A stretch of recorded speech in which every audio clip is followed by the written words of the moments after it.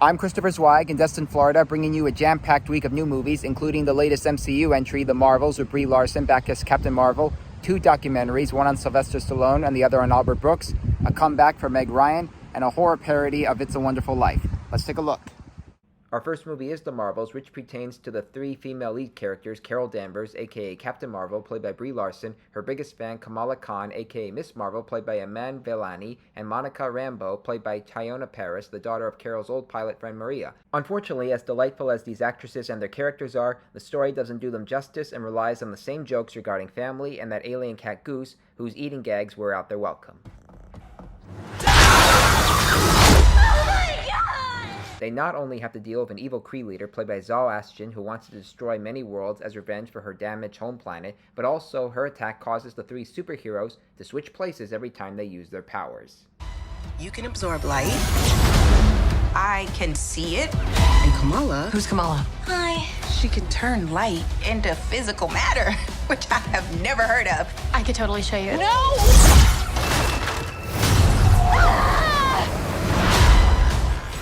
I like the first Captain Marvel movie and Miss Marvel series, but The Marvels gets overshadowed by annoying and routine situations. You have 3 likable leads, but you also have the same story leading into another Infinity War and Endgame arc. This MCU isn't really the way it used to be, in my opinion. I mean, Guardians of the Galaxy Volume 3 pushed itself to new limits last May, but The Marvels sticks to the formulas, so skip it.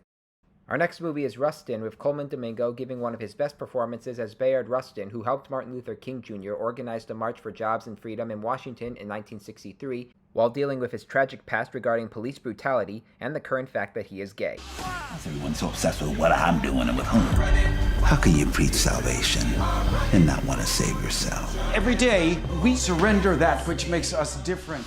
With a terrific cast including Glenn Turman, Chris Rock, Jeffrey Wright, and Alan Menn as Martin, Rustin is well directed by Ma Rainey's Black Bottom's very own George C. Wolfe, and even though it doesn't take all the time it needs to fully examine the activist's life, there are still powerful emotions and Domingo using the right dialogue and vulnerabilities. He's an actor with the perfect amount of range to go deep inside the real-life figure and keep his tone at a steady pace. It's a nomination-worthy performance and a good movie, so check it out.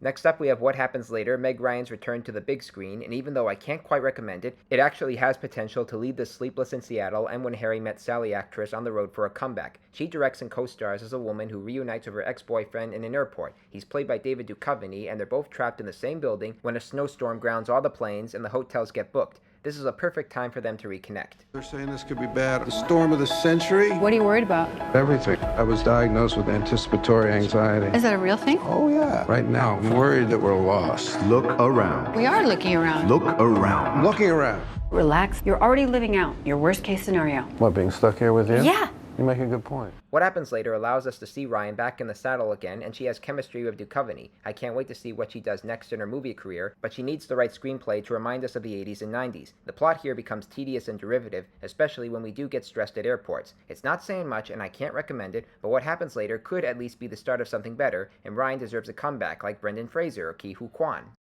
Next up, we have The Marsh King's Daughter, a muddy thriller with Daisy Ridley as a young woman who as a child was raised in the wilderness by her father, played by Ben Mendelssohn, who was nicknamed the Marsh King. As it turns out, the old man abducted her mother, and when they finally escape, he gets arrested. Years have passed and the girl has started a family, but when the criminal escapes, her past comes back to haunt her. I wish you would have told me the truth. He gave me this after my first kill. These were the only tears my father ever wanted to see. You'll always be my little shadow. Now I realized the person I believed in the most was really a monster. This means we're family. It means owned, not family. Don't confuse the two. The Marsh King's Daughter was directed by Neil Berger, who hasn't made a good movie since Limitless. He does make the film's wilderness look beautifully photographed and has Ridley expanding her horizons as a young actress, but he doesn't have the right screenplay writers to really test our senses. It gets noisy with the introduction when the young girl freaks out when her mother tries to save her, it gets derivative with her trying to face her past, and it takes too long for her to deal with the villain, so skip it. Next up, we have It's a Wonderful Life, a slasher holiday comedy that loves It's a Wonderful Life, and even though its humor isn't all that lively, it still is entertaining. It begins on Christmas Eve in a small town where a mass killer starts a tradition of slaughtering people, but ends up thwarted by a teenager named Winnie Carruthers, played by Jane Widdop from Yellow Jackets, who lost her best friend to him. A year later, no one wants to talk about the nightmare, and she's left neglected and miserable, and when she wishes she wasn't born, she ends up in a timeline where she never existed, and that killer has started his annual tradition. No one in this town knows me. Who are you? Dad. You weren't around to stop him, so he just kept going. He likes killing.